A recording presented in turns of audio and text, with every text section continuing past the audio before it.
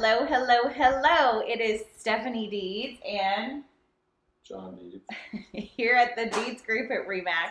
And we are back with 60 seconds or less. Now, in this video, I have two challenges. One is to answer the question in less than 60 seconds. The other is to answer the question before John can finish tossing a salad. Now, we're not fancy people, so we don't got chopped veggies and stuff. We have a bag. And he's going to open all the things and mix them together. He's got to find the bowl, the utensils, all the things. So our question today is, why do you need a realtor? I think there's a lot of people out there think that they can do it on their own. I'm going to tell you why you shouldn't. So, are you ready? I'm born ready. May the best man win. That's Okay. like I already won. On your mark, get set. I'm going to set my timer here. Go. Okay, the reason that you need a realtor is because there are so many, he's very loud, so many people and so many variables in a real estate transaction. He's being loud on purpose.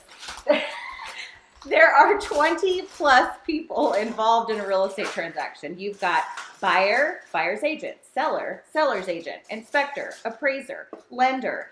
Then at the lender's office, you have a processor and an underwriter and a closing department. And then you have the title company who has 3 or 4 people working on a transaction. You have a surveyor. There are so many people involved in a real estate transaction. My job as your realtor is to make sure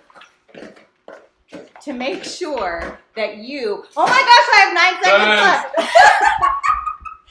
You get to the closing table with all those variables and all those people.